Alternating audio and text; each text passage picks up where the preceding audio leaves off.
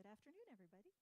Thank you so much for coming. My name is Kira Stock, and I'm an Assistant Supervisor of Patron Experience here at the Framingham Public Library. Welcome to our lunchtime learning today, which is Let's Talk Birdie. Louder? Does that help? Okay. A few housekeeping notes up front. Please silence your cell phones if you have them. And feel free to ask questions during and after the presentation today. There are evaluation forms in the back of the room. If you would fill one of those out after the program, let us know what you thought about Let's Talk Birdie, but also if you have any ideas for future programs, we'd love to hear about it. And speaking of future programs, our next month's Lunchtime Learning Series is Walking Stick Art with Little Dave Williamson. He carves walking sticks and paints them in different themes, and he's going to come and talk to us about that. And summer reading has begun here at the Framingham Public Library, so please, it's for adults as well as young adults and children, so feel free to sign up. We have lots of really great prizes, and we have lots of programming going on this summer. I think we have a concert this weekend at the McAuliffe Branch, Railroad House Band, and many other things going on. So check out our website and our newsletter. We've got some of that in the back as well. So with that, if you would please help me welcome today's presenter, Susan Maranhao of Wild Birds Unlimited stores located in Sudbury and Woburn for Let's Talk Birdie.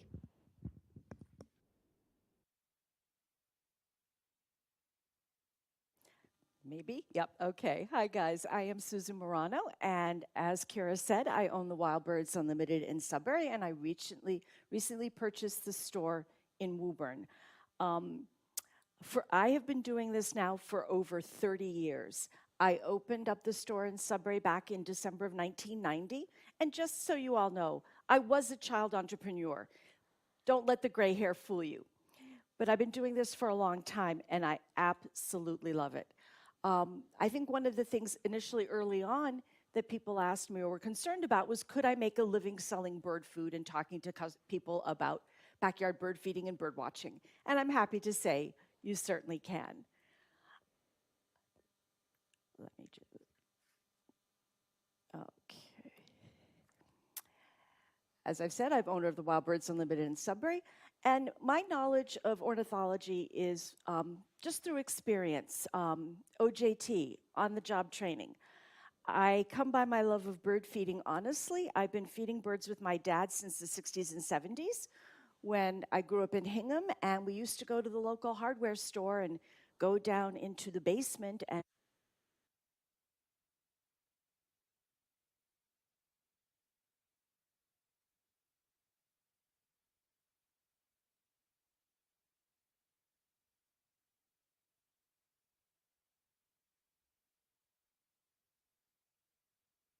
sorry about that. Oh, now it comes back on. So I grew up feeding the birds, and there was only two kinds of bird food available: striped sunflower and thistle. When we were moving our store to its current location in Sudbury, we put a big sign in the window that said, "Coming soon, home of the second most popular hobby in the country," as a teaser. I actually had someone come in thinking I was opening up a scrapbooking store. No, I was opening up a bird food store because bird watching and backyard bird feeding is the second largest hobby in the U.S. based on dollar value spent. Does anybody have an idea what the number one hobby is? What do people spend more money on? I love it. No, actually, it's gardening. Gardening is the number one hobby. People spend a lot of money on gardening. So for today, I am going to share some fun facts and information that you may not know about some of our favorite backyard songbirds. I'm going to talk a little bit about how you can attract them, which you may already know, what they eat, and given the fact that no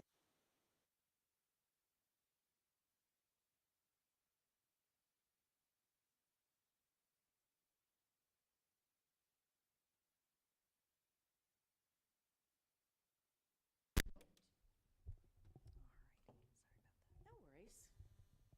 Now where do I place this? Perfect. Okay, that's better, thank you. And given the fact that this summer's reading theme is Find Your Voice, we're going to learn a little bit about what our backyard songbirds have to sing. Now, I suspect everybody knows this guy. This is our black-capped chickadee. As you're probably aware, it's the Massachusetts state bird. And one of the things I can say about chickadees is if I had to bet on the first bird to come to a brand new feeder in someone's backyard, I would bet dollars to donuts it would be a chickadee.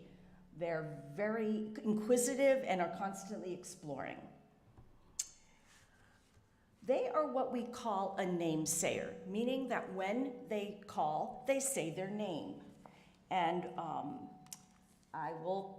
we probably have all heard this before, but I'd like to share it with you.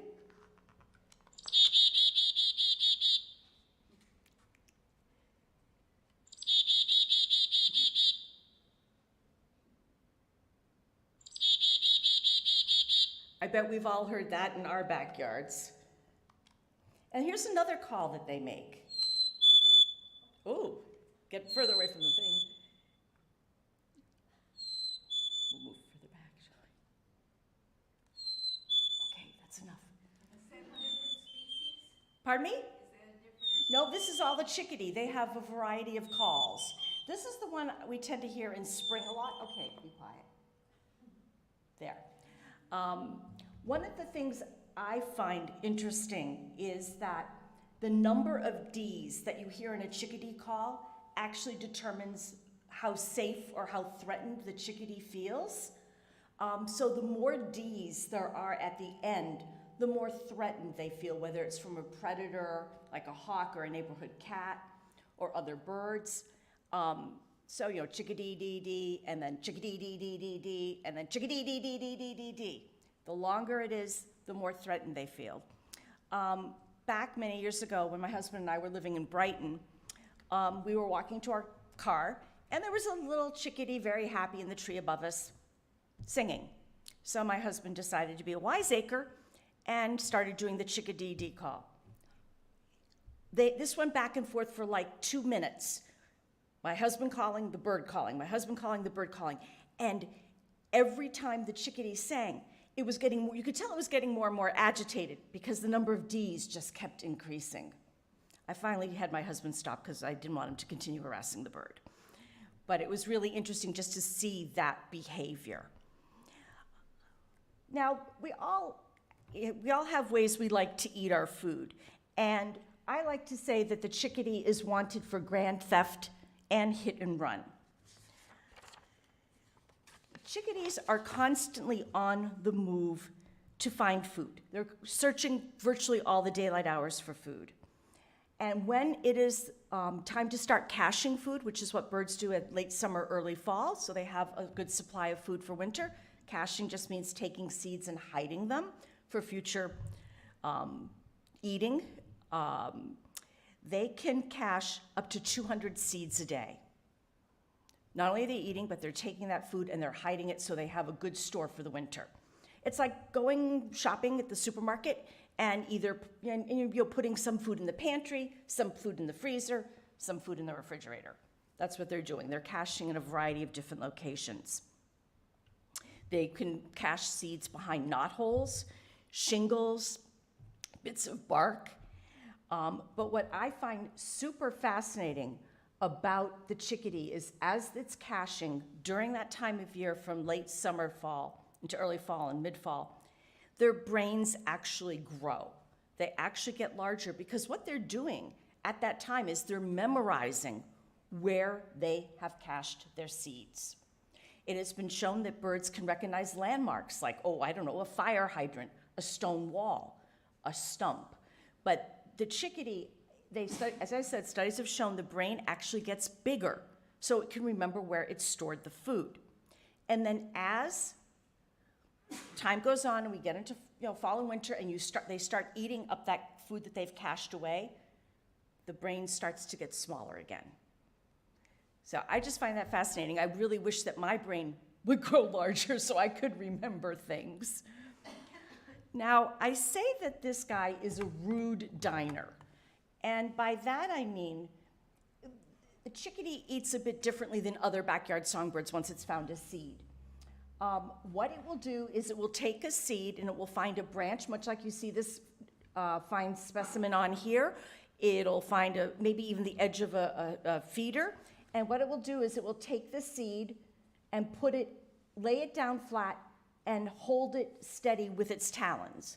It will then take and wail away at it. So it's holding the food with its talons and then eating it. This kind of behavior is much more associated, feeding behavior I should say, is much more associated with birds of prey and hawks, where they come and they'll get a prey, whether it's a small songbird, a chipmunk, a squirrel, they'll hold on to it and then eat from it that way. So I consider him to be a rude diner. One of the other fascinating things about the chickadee and other birds, but particularly the chickadee, is they actually know when a storm is coming. I think we've all heard people say, oh, I know it's going to rain or it's going to snow. I feel it in my bones. Well, to a certain degree, the chickadees do as well. It's not so much their bones as it is there's a middle ear organ that they have. And it detects barometric pressure shifts. So when they feel that barometric pressure shift, they sense there's going to be a change in the weather and they will begin to feed more heavily. I had a colleague who worked with me for a number of years, and she told me that when a storm was coming, and Channel 5, Channel 4, Channel 7, all these meteorologists are giving varying predictions about how much snow or how bad the storm is going to be. She said she kind of ignored it. She really paid more attention to the birds at her feeder. She felt that they were a better indication of how bad a storm was going to be than listening to a meteorologist. Can't say I don't disagree with her. I think that is a really clever way of trying to gauge how bad a storm is going to be. All right, guys, I am biased, but this one is my favorite bird. It is the tufted titmouse. I mean, come on. How cute is that with the bright black eyes and the perky tuft? This gentleman, or bird, is not a namesayer. It tends to sing something. We all have ways we remember things. Well, the way you can remember the call of a nuthatch is it sounds like the name Peter. This is one of them.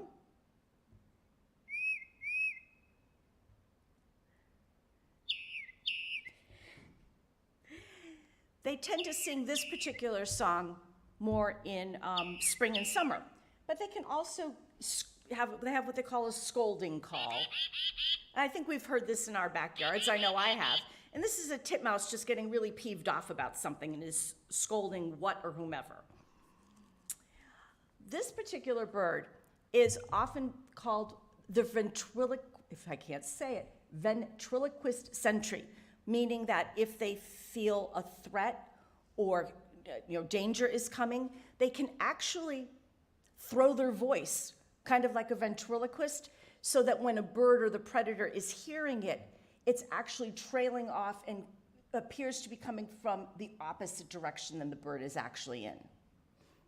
I think that's wicked cool. Once again, just like the little chickadee, this guy is known for grand theft in terms of taking food. A lot of these backyard songbirds don't spend a lot of time eating at the feeder. I think you've probably noticed that they hit and run and hit and run. So he takes a lot of seeds and he does grand theft. And once again, like the chickadee, they're really the only two backyard songbirds that do this. He is a rude diner. He also eats by putting the seeds between his talons and wailing away at them to open up. One of the things I love about bird feeding and bird watching is that once you know and can identify the birds in your backyard, I think that's great, but I have more fun now really watching them and watching the behavior and trying to figure out, why are they doing that? So one of the things that I think is fun about the tufted titmouse, as my question is, who is the top mouse?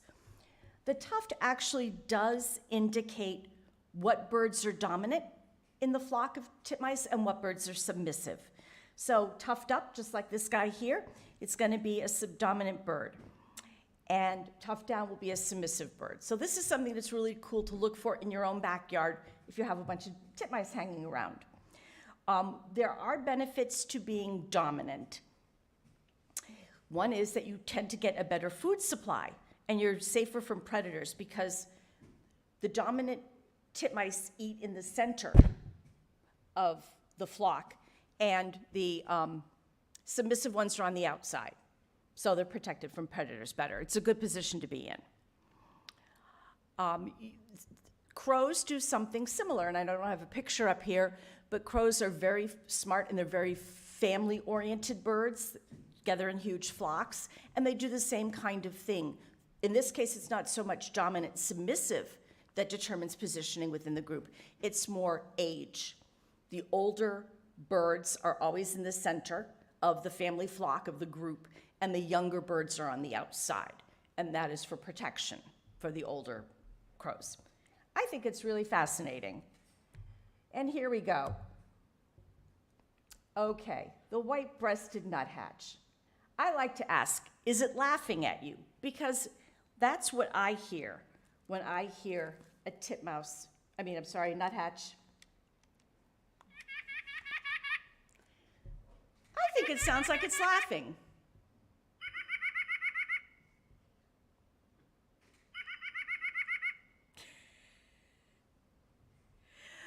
This guy is known colloquially as the upside-down bird. The reason for that is if you notice them on a tree, they are the ones that will go head first down the tree.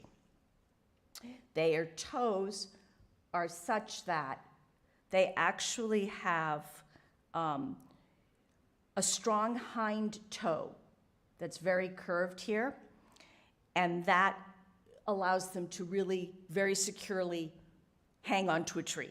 They only need one toe to do it, and it's that back toe. One of the benefits of being a nuthatch and being able to go down first is, I love the game, I'm gonna kind of skip around here, sorry. I spy with my eye. If you've ever said I spy with my eye, something that begins with the letter whatever. Because the nuthatch goes head first down a tree, and woodpeckers and other birds that are tree creepers go feet first down the tree. So if you think about it, the nuthatch is going head first down. The woodpeckers and others are going tail first down. They actually find different food. They find food that the woodpeckers and other birds that go feet first down the tree can't find because they can't see it because of their position. So it's just a way that a tree in your backyard can support multiple birds with food because of how the birds find food. I find that really interesting. This guy also does grand theft. He's also a little bit of a speed demon. I don't know what ornithological student did this, but there were studies timing birds. And this little guy can cache a shellless piece of seed in 22 seconds. Zip, zip, zip. Now, this little guy is not a rude diner. I like to say, look, Ma, no feet. I'm not eating with my feet. This bird, what the nuthatch does is it will take seeds, nuts, things that it finds to eat, and it will actually put them behind a piece of bark, under something to wedge it in, and then will take that long beak that it has to crack it open. So it's a much more refined diner. It uses utensils, so to speak. It doesn't use its feet to eat. So that's that little guy there. Now, in my ode to The Wizard of Oz, chickadees, tufted titmice, and nuthatches, oh my! In winter, these guys will come together to create what are known as foraging guilds. Many eyes can find food. The reason it works is because there is no competition between the species, because they each hunt differently for food. It wouldn't work if they all hunted the same way for the same kind of food. So they cooperatively can work together. Many eyes find food. Your backyard songbirds actually hunt by sight and not by smell. What they're looking for example, if you happen to buy bird food, and it contains black oil sunflower, if you look, birds see very well in the ultraviolet spectrum. We do not. We do not have that ability. And the oil in the sunflower actually has a shininess which will come out, and the birds see that shininess and they're attracted to it. The other thing is, when I say birds hunt by sight, they also look to see if other birds are doing what they believe to be feeding behavior. It's like driving by a restaurant, you see all those cars lined up, you're like, maybe this is not a bad place, maybe I'll pull in and see if it's good to eat. So the same kind of thing with birds. They observe what other birds are doing, and if they're doing feeding behavior, they're going to go and explore. One of the things that I find very interesting is birds, for the most part, do not have a good sense of smell. They're not going to smell the food. The one exception being carrion eaters, meat eaters, things like turkey vultures and condors and eagles, things that eat dead or dying prey. They have an extremely good sense of smell because they need to be able to smell the rotting flesh. One of my favorite adaptations for birds that eat this way, besides having a good sense of smell, is the turkey vulture. If you've ever looked at a turkey vulture, they have a bald head. It is just skin. There are no feathers on its head. And that is the adaptation that bird has because it's eating dead and dying dead things. It's sticking its head into the entrails of birds or whatever it's eating. And because birds can't groom their head, if there were feathers there, they would just get dirty and gross and would not be, good for the bird to have. So turkey vultures have no head feathers because they're sticking their heads into dying things and dead things to eat. One of the other ways that this grouping of birds during the winter actually stays safe is they actually learn the alarm calls of other birds. So this allows them to spend less time being vigilant and more time foraging for food.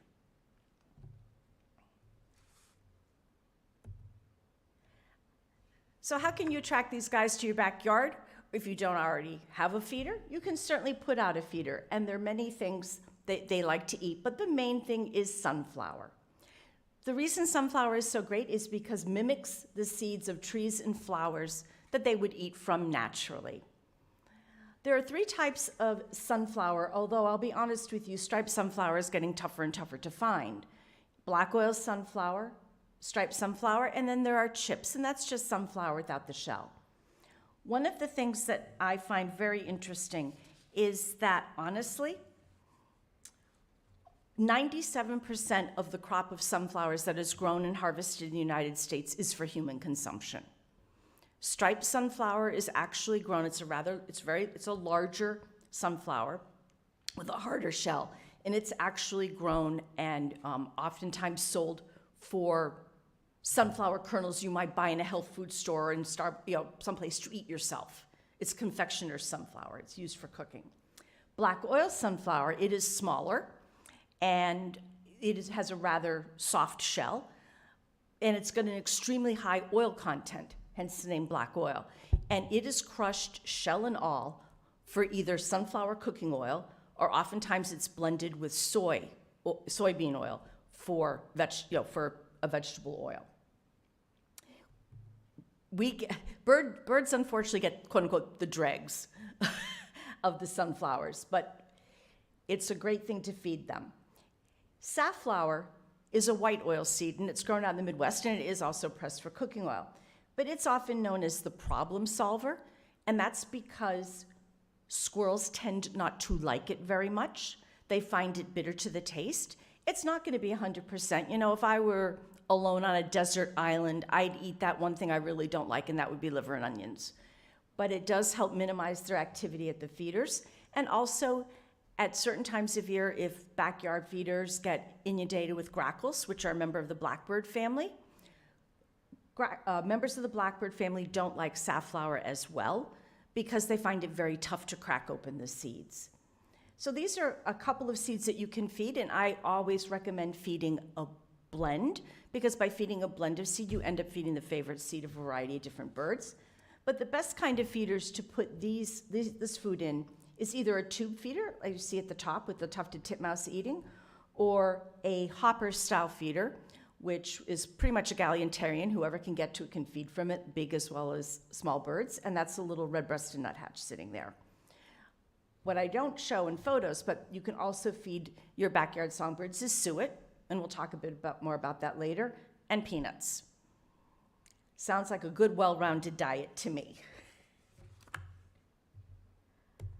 I love to go for the gold in my backyard, and I hope you do as well. This is the goldfinch, and this is actually the male goldfinch in its spring and summer plumage. One of the things I like to say is it's often been referred to as the wild canary. You can imagine seeing this out in your yard. You might think it was a canary from a distance, being that bright yellow color. There is a truism, and the goldfinch is a perfect example of this, that in the bird world, men wear the makeup. They have to attract a mate. Some do it like the goldfinch does by molting into this beautiful yellow plumage. Some birds do it by song. Some birds do it by dance. They have to find a way to attract the female. And so this is a beautiful example of that. There are a couple of calls that this bird makes that you will probably be familiar with. I've got to just get there.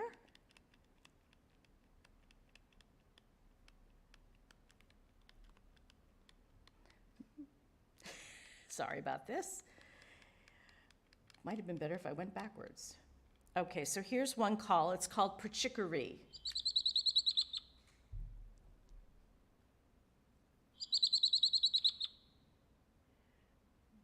This is one of the songs that they make. And then this is another one that you might be familiar with.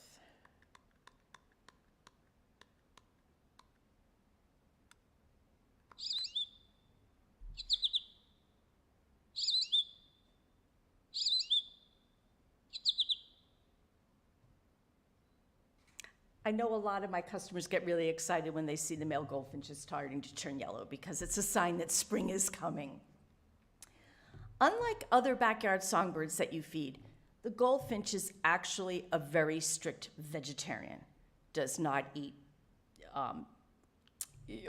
fat, it does not drink from nectar, it does not eat insects or bugs, it's truly vegetarian. And one of the adaptations that they do, because they are vegetarian, is these guys are the last of our backyard songbirds to nest.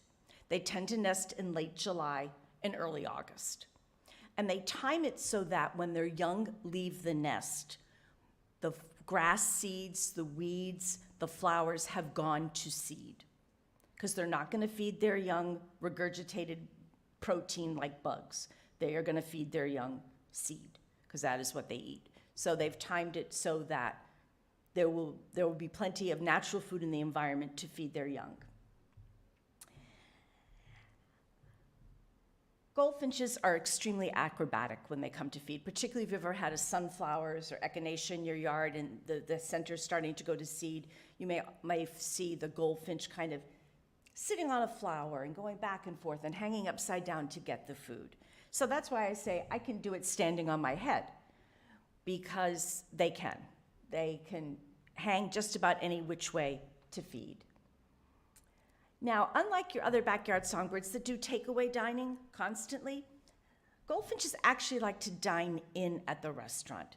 If you have a finch feeder at your house, I bet it's not uncommon for you to see every single spot taken up by a goldfinch. And oftentimes, if you see that, I bet you sometimes see them fighting back and forth.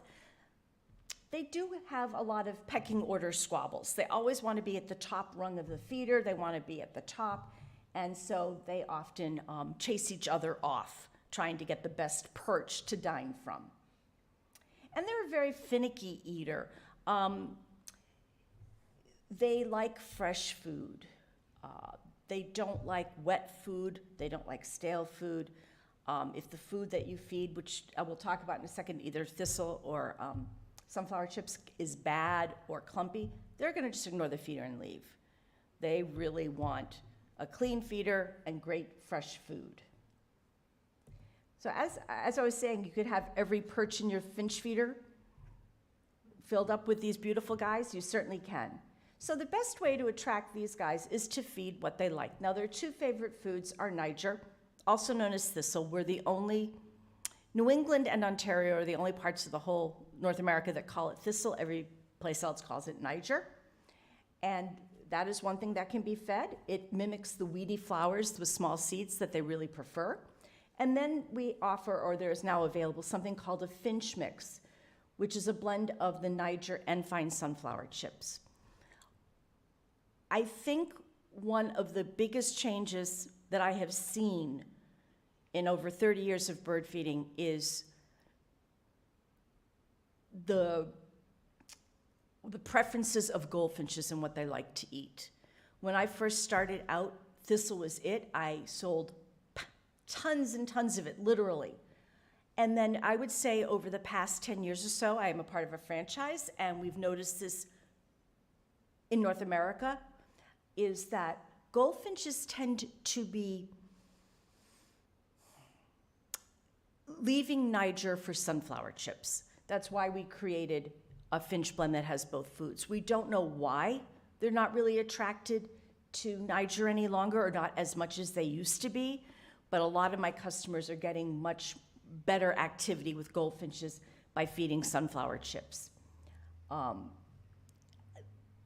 We've done there's some conjecture about oil content of the Niger and things like that, but we just don't know. And it's also one of the mysteries to me of bird feeding is, so Niger is not native to the United States. It's the only seed that gets imported for bird feeding.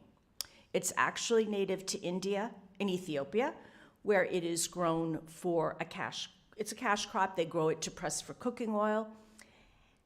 I want to know what person had the really bright idea to try and import this seed to feed native birds. It seems so counterintuitive, but somebody did, and I grew up feeding Niger all the time. But as I said, there's something about the Niger, or maybe the birds are starting to adapt a bit better. And it's kind of a fascinating thing to think about. But I would recommend that if you want to try and track these beauties to your backyard, feed sunflower chips. I know they'll show up. Where some birds have a call, and a song, I should say, I like to refer to woodpeckers as the original headbangers, because that's what they do. They love to, they bang their heads on trees. One of the things about woodpeckers as a species is that they are extremely adapted physically for their punishing lifestyle.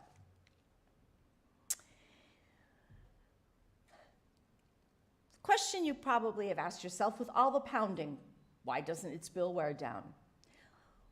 We talk about the bird being extremely well adapted for living in the trees and, cracking open the sides of trees to build nests and things like that, cavities for nests. One of the things is the bill right here, the very end, it actually has special cells so that these cells are constantly replacing the lost material at the tip of the beak. Basically what happens is every time a woodpecker strikes a tree with its bill, it's actually sharpening its beak. When you can imagine this motion of banging and banging and banging against a tree. So what has come is these tail feathers right here, they're extremely stiff, and they act as a third leg for stability when they're against a tree trunk. Okay, the tip, and we don't see it here, but the tip of the woodpecker's tongue is barbed, and it's sensitive to touch. What it allows it to do is it allows to detect and impale larvae in the tree. And the tongue is also coated, besides being barbed and sticky, it's also coated with a special coating, a mucus, that ensures that once it's got its prey, it's not going to run away. And the base of the woodpecker's retractable tongue actually reaches all the way up and around and behind its eyeballs. The tongue is very, very long, so when it's in, it's actually up and around, and it provides the cushion for the woodpecker. So there was a book titled, "Why Don't Woodpeckers Get Headaches?" And that's one of the reasons why. It's because of how the tongue actually acts as a shock absorber for the woodpecker. This is another woodpecker. This is one of my favorites. It's the red-bellied woodpecker. And yes, I know. It has a red head. Back when they were naming birds, and originally when you bird watched, you went out and, you shot birds and put them in specimen trays. And it's hard to see. In fact, I don't think you can see it here at all, but there is a pink blush on the belly of the woodpecker. And so when they were naming it, it was the only woodpecker that had that pink blush, so that's why they named it a red-bellied woodpecker. One of the reasons I love this woodpecker is I love the red color. This is a male because the coloration goes through the entire head. I love that red color. It's like a bright fire engine orange red. It's so distinctive from other reds in the woodpecker family. And as you can see, those strong feet, and the tail feathers, again, helping that bird prop up on the tree.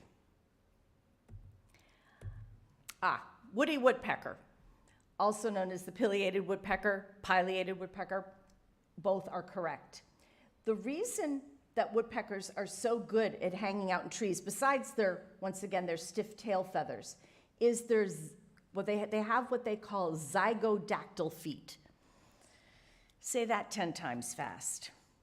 What that means is that they have 2 toes in the front and 2 toes in the back, rather than having 3 in the front and 1 in the back.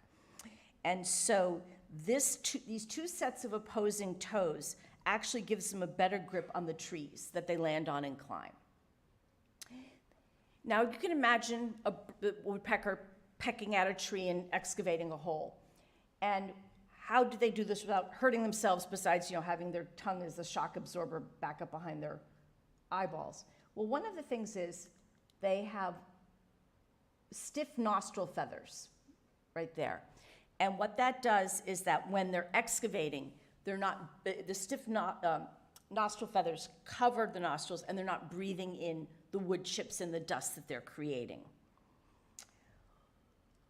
One thing that I find fascinating is that when a woodpecker is excavating a hole and really going at it, they can strike the tree at up to 15 miles an hour. It's pretty fast. One of the fun facts that I like about woodpeckers, because they are striking the tree with such velocity, is that they actually have to close their eyelids. They close their eyelids every time they hit the tree. Because if they didn't close their eyelids, they are moving with such rapidity or velocity that the eyeballs would fly right out of their sockets. Nature is just, for me, I just find nature so fascinating. Excuse me. Yeah. Is this woodpecker rare in our region? I don't want to say rare, but they're not necessarily common feeder birds. They tend to be deep wood birds. They are in Massachusetts. I have some customers who are lucky enough to have them in their yard. Sometimes they see them flying over. One of the ways that you can, if you ever go for a walk in the woods, I know you look up, but sometimes look down. You can tell when a pileated woodpecker has been around because of the way they excavate. There's just going to be a huge pile of wood chips at the trunk of the tree, at the base. I've only seen one. Yeah. Once, and it was quite long. Yes, they're probably the longest. I believe they're about 18 inches from the top of the head to the bottom of their tail. So they're a really good sized bird. Yes? What does the word pileated mean? I don't know. That's a really good question. No one's ever asked me that before. We'll have to look it up and find out. Yes, Supposed to just lower the air conditioning? I don't have control of that. Yeah, okay. Sorry. I might have to move, so. Understood. Yeah, under a blower, of course. So you want to get some of these guys to your backyard. You may already have them. A couple of things they really like are suet. And this feeder that you see right here, the tail prop, is one of my favorite feeders. As you can see, that there is a prop on the bottom of the feeder, which mimics a tree trunk, which allows the pileated or other woodpeckers to pretend this is like a tree and actually use their stiff tail feathers to get leverage to be able to eat the food. Suet replaces insect larvae, particularly in winter when woodpeckers and other birds have a hard time finding the insect larvae. It's high in protein and fat, and when you buy it at a store, it is made out of rendered beef kidney fat. It's not fat from just any old part of any old cow. It's from around the kidneys. And this can be fed year-round. There are special formulations for summer where it's hotter weather that they add corn and oats in to a binder so it doesn't drip and melt like it would if you weren't using a no-melt suet. And then you can also feed peanuts. Who doesn't love a good peanut? It's high calories, so it's a great energy source. And once again, this mimics many species of acorns and pine nuts that they would find naturally. And as you can see, once again, those stiff tail feathers. And what you may not know, or you probably do know, this little guy right here is actually a male because it has the red patch at the back of the head. This is a female, no red patch. And this guy, both the male and female pileated woodpeckers have red on their heads, but this is a gentleman because he has what we call a red mustache right there. And it's called a mustache. So that's one way you can tell. Susan? Yeah. I have a definition for pileated. Oh, excellent. With respect to the woodpecker, it is referring to the prominent red crest on his head. Wonderful. I've learned something new today with y'all as well. All right. I think blue jays sometimes get a bad rap because often I hear them referred to as bully birds. I don't think they're really a bully bird. I just think they're misunderstood. They have no song, but they do have a call. And they can be what I refer to as real alarmists. We've probably all heard this a lot.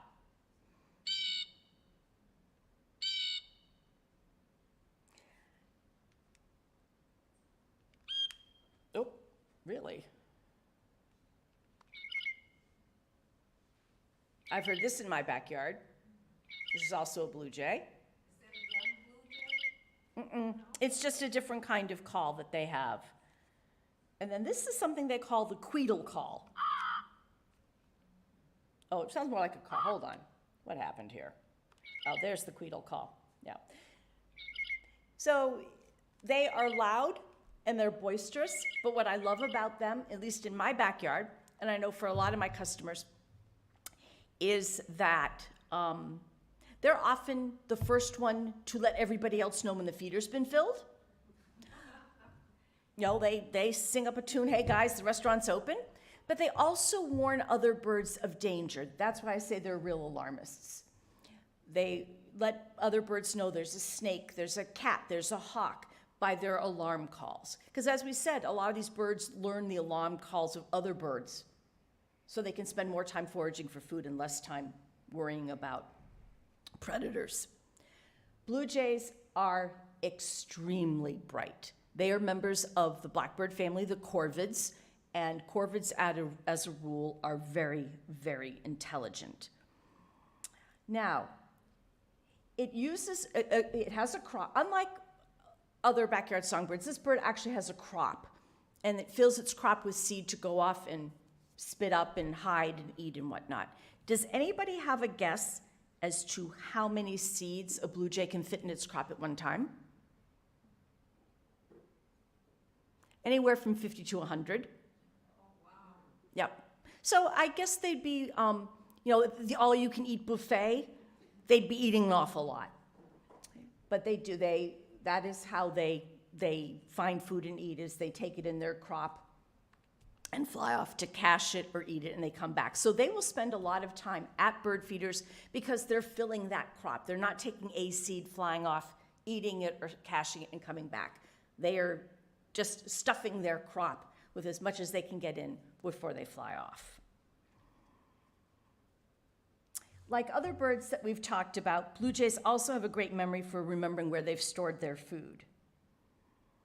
They love acorns. It's one of their favorite foods. But what I love about blue jays, and one of the reasons I say they're very bright, is as it says down below, they weigh all of their food options.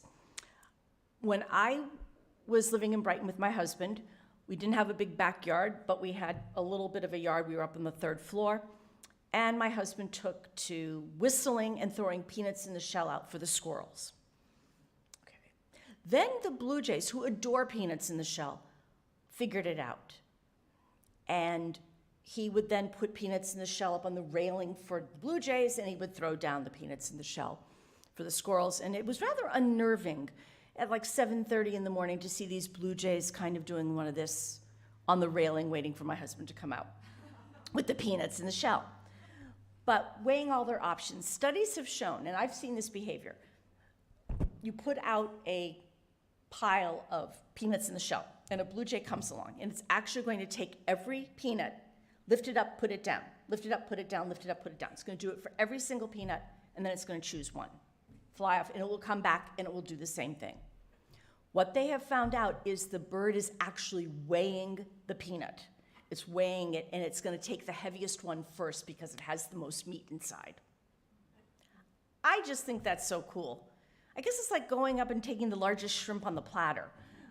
But I just think that that is a really fascinating behavior, and it's one I really suggest you try to, watch out for in your backyard or when you see blue jays hanging around. So while they will eat sunflower and other seeds, their favorite is peanut in the shell. And you can feed it in an open tray or in a peanut in the shell feeder like these two blue jays seem to be enjoying over here. And peanuts in the shell just mimic many species of acorns and pine nuts that they would eat naturally. The jewel of spring, the ruby-throated hummingbird. This hummingbird is a member of the smallest family of birds on Earth. It weighs about 3 grams, or 1/10 of an ounce, and its brain is the size of a BB. Okay, I'm really corny. This is one of my dad jokes. Hummingbirds hum because they don't know the words. That's not exactly true, but oftentimes, in fact, there is no hummingbird song in this book. What happens is, and I have heard some recordings, they squeak a little bit, but what you tend to hear in a recording of hummingbirds is the flapping of the wings. You don't tend to hear them, but they do squeak a little bit.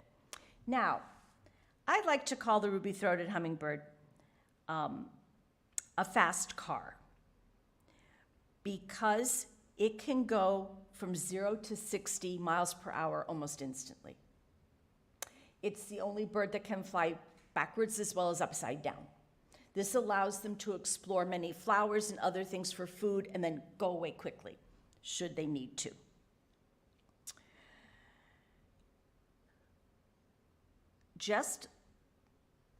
Okay, so the secret to its ability to be able to hover is actually the wing pattern. I'm going to step out here for a second. They actually beat their wings in a figure-8 pattern. So they're going to go front and back like this. Figure-8. And that allows them to hover and move very quickly. No, they don't do one of these. It's a figure-8, and they can beat their wings 20 to 80 times a second. So they're very, very fast, and they're constantly moving. Just like woodpeckers and the other birds that we have talked about, they are also adapted physically for how they eat. They have a long, forked tongue, kind of like a snake. The tongue also has tube-like structures which help wick up the nectar. So if you think about a straw, that's kind of what that's how they get the nectar out. One of the things is, as you can say, this bird, because they're so tiny and they're using a lot of energy, it eats approximately every 10 minutes. You've heard the expression, "Oh, she eats like a bird." Please don't use that expression as a compliment. It really isn't. You're actually insulting somebody if you say, "Oh, she eats like a bird." Oh, she eats every 10 minutes and many times her weight every day. Not a compliment at all, guys. Ruby-throated hummingbirds have a remarkable ability to learn rich food plants and memorize their location, just like a lot of other birds that we've talked about. You know your favorite restaurants, so do they. While nectar is an important part of their diet, it's not the only thing they eat. They also eat arthropods, which are little spiders and spider eggs. And that is actually a major food group for them. All flowers that you have in your yard have nectar and are potential food sources for hummingbirds. But you can also use a feeder. And what you do with a feeder is you just replicate what they would find in nature. And that is making a sugar water solution. Most flowers have approximately a 20% sucrose solution. So the recipe for nectar is just 4 parts water to 1 part sugar. And what this does, as I've said here, it mimics the natural nectar found in flowers. And what you want to do, unlike a seed feeder or a suet feeder or a peanut feeder that you can wait until it's empty and then fill it, with a hummingbird feeder you can't. Because it is sugar and water, when it's out in the sun, it's going to ferment and go bad. So we recommend you change it twice a week. And if it's a heat wave like we seem to be having now, you're going to want to change it every other day just because it's going to go bad more quickly. Hummingbird feeders come with or without perches. As you can see, this one here has a perch, and hummingbirds really will perch. One of the fun facts about hummingbirds, besides their figure-8 pattern and their straw tongue, is the fact that they can't walk. Their feet are only good for perching. They do not walk. Kind of an interesting way of life there. Any questions? Because that is it for me. I want to thank you, and I've enjoyed talking Birdie.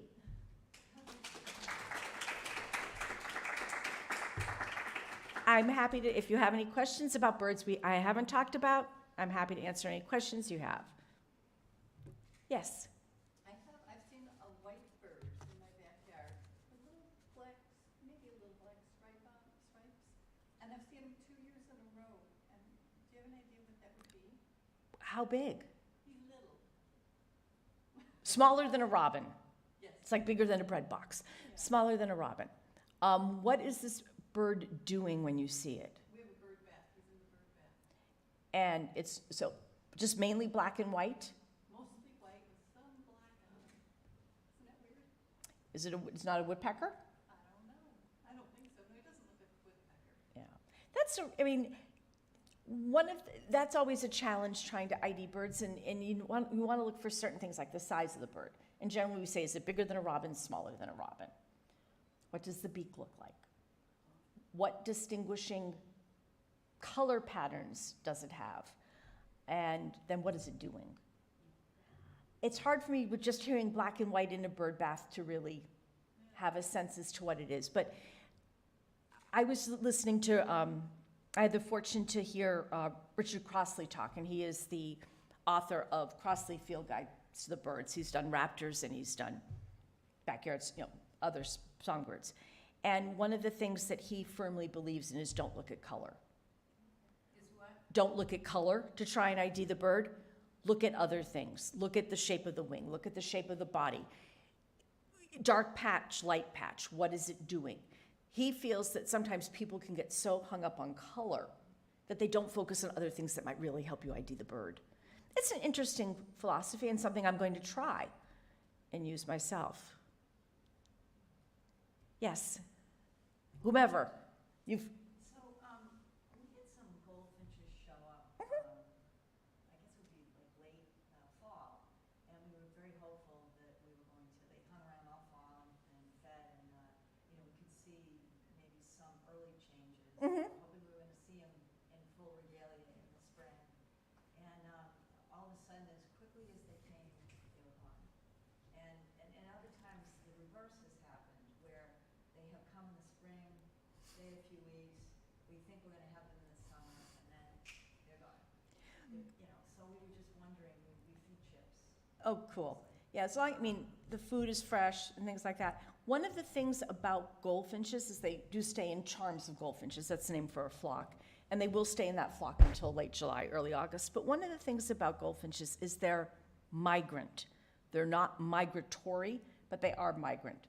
They'll feed here for a while, then they'll go a mile down the road and feed there, 2 miles back here. I'm not sure it's anything that you've done.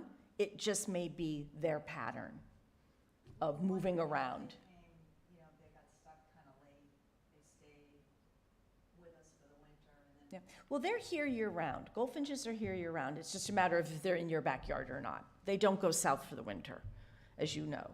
I just think it's their behavior in terms of being migrant and just changing things up. Keep that food fresh and keep your eyes peeled.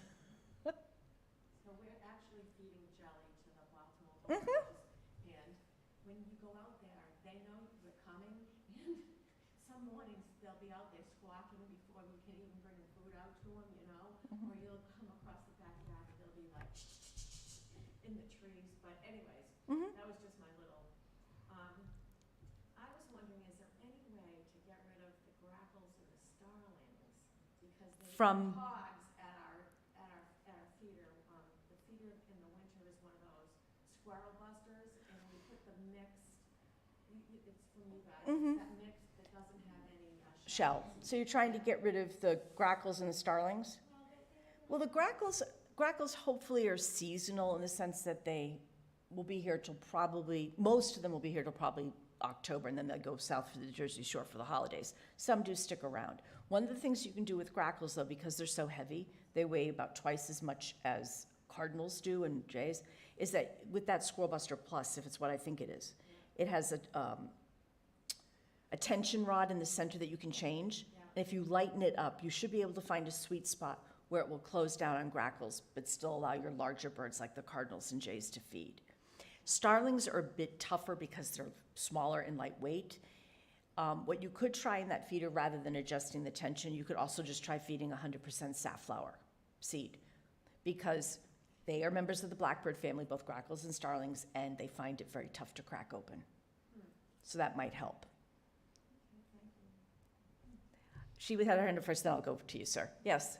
Can you talk a little bit about bird baths? Some birds, like the little finches, they come to drink. And others, like the robins, they totally immerse them, they drown themselves. Yep. They just sit there and flop around, take a full bath. Yeah. Bird bath, I don't want to say bird bath's a misnomer, but you think about it, it's a soda fountain and a bathtub. Some birds will drink from it, some birds will bathe in it, some birds will do both. I love bird baths. I think they're a great addition to any yard because you can attract birds to water that you can't attract with food. All birds have to bathe and drink. Not every bird has to eat the seed or food that you put out in your yard for them. So I really like it for that reason. I recommend putting a bird bath near some trees or shrubbery, because when birds are wet, if they're using it as a bath, they're the most vulnerable to predation from cats and hawks, and they want to know that they can fly away quickly to safety. I think we've all seen pictures of these beautiful English gardens or these mansions, and there's that big, huge bird bath out in the middle of a lawn. Nothing around it, just a bird bath. No self-respecting bird is going to use that. They'll be lunch. The other thing that I recommend is a chickadee, for example, can drown in as little as 2 inches of water. So if it's a rather deep bath, put some rock or stone in it. Have some above the water line, some below the water line. Yes. That way birds can land and kind of walk into the water and seek their own comfort level. The other thing I encourage definitely is to change the water at least every 4 days at this time of year, if not more, because it is stagnant. Unless you have a water wiggler that is moving the water and keeping it agitated, bird baths are, it is just full of stagnant water, and that's going to attract mosquitoes to lay their eggs, because mosquitoes require stagnant water. So dumping it and changing it at a minimum every 4 days is going to help prevent your backyard from becoming a mosquito farm. I'm wondering, one thing Yeah. on the rocks, it does work, I see the birds Yeah. perch themselves Mhm. on, and they're usually flat rocks, so part of it's in the water. Yep. Part of it. But do the rocks leach out any minerals that could be harmful? I don't think so. I don't know enough to know. I'm not a geologist, but I don't think so. And as long as you keep the bath clean and wash it periodically, you can use soap. You can also soap and water and rinse it out really well. If you're concerned, 1 part bleach, 10 parts water. Let it soak a little bit and then rinse it out really, really well. That will help kill anything that's in the water. Yeah. But I mean, I often go to customers, and it's true. I have seen birds bathe in mud puddles on the side of the road. You see what? Birds bathe in mud, they have puddles on the side of the road as you're driving. I've seen birds bathe in that. So it's a source of water, but you want to make it as safe for you and for them as possible. Thank you. So we've been enjoying feeding the Baltimore Orioles, and we used to feed them orange slices, but we find they prefer grape jelly, and that they could eat a couple pounds in a week. And is this bad for them to get so much just sugar? No, it isn't. The other thing you could try feeding, I know Lorene who's here with me today, is she has lots of Orioles in her yard, and particularly when the Orioles have young and they're feeding their young, if you're not too squeamish, they will go after live mealworms. Like what? Mealworms, live mealworms. But you bring up an interesting point about, is it bad for them? They're not going to eat more than they should. But the thing is, I know that if you feed birds in your yard, you probably feel that you're supporting them 100% of their diet. Without you, they would perish. That's not the case. For the most part, we're supplementing birds' diets about 20%. They still forage for upwards of 80% of their food. Now, that doesn't mean on that snow-covered, ice-covered day, you're not supporting them 100%. You could be close because they can't get to their natural food. But they have done studies to try and make birds feeder dependent, and then have a control group that isn't, and taking away the food and seeing if there's any significant mortality difference, and there isn't. So they're going to take care of themselves. They're not going to eat more than they should. Yes. So we always worry about going away, so I just have to say that we were gonna go away last winter, and we had all these birds, and we felt like they were depending on us. So we actually got this at your place, one of those, like a tube thing, it's like a, Oh, the seed cylinder? yeah, we got the big, big one, Yeah. and the feeder, and put it out there, and we thought, well, they'll either use it or they won't. And so we were gone 3 weeks, we came home, thought, oh, gotta check on the birds, Yeah. And they had eaten it, it wasn't gone, but they certainly had eaten it, so we felt like we took care of them in our absence. But that's kind of it, well, we're feeding jelly to the Orioles now Yeah. too, like that gentleman is, and they're there all the time, and we're putting jelly out 2-3 times a day, they're like, Yep. yeah. You're in good company. That I know. Yeah. Without a doubt, you're in good company. Yes. Last question. I didn't know about jelly because I don't know if it was internet or what. I always thought that sugar was bad for the birds. You're not, the sugar that we're feeding for the most part is diluted. For example, the hummingbird nectar, it's sugar, but it's also water. It's only 20% sugar. And it's replicating what birds eat naturally in the environment in terms of the hummingbirds. For the Orioles, they would eat grapes. They would eat oranges that have fallen in the groves, that are rotting. So that is just a part of their diet. It's cinnamon coffee cake. Yeah. And I was taking all the frosting on, you know, it was just something I Yeah. put out for the ground birds. Yeah. So they can have that I frosting wouldn't on? do that, no. Because really, it's birds that naturally drink nectar from flowers that are gonna want the sugar. Your backyard the ones that hang out year-round aren't gonna want that. That's not gonna be good for them, and I would not do that. I mean- But jelly's okay. Pardon me? Jelly is okay. Jelly's fine for the Oreos, yes. Yeah, and I would recommend not feeding human food, with the exception of grape jelly. I would recommend not feeding human food to birds because that's just not gonna be good for them. Which, not fitting, Not feeding human food, I've heard people, they've put out bread and things like that. Things like that are not good for birds. You wanna stick with seed, which is what they, yeah. or nuts. I have seeds, I just happen to have some coffee cake, and I said, oh, if I break it up, then I said, I better take all that frosting on. Yeah, I would do that then, but I would try to stick with seeds when you're feeding the birds. On that note, thank you all for coming. Thank you, Susan. Thank That you, was Kira. Thank you very much. I know I learned a lot. So there are evaluation forms in the back of the room, as I said. Keep an eye out for more programs, and I hope to see you back at the library. Thank you for coming today. Thanks, guys.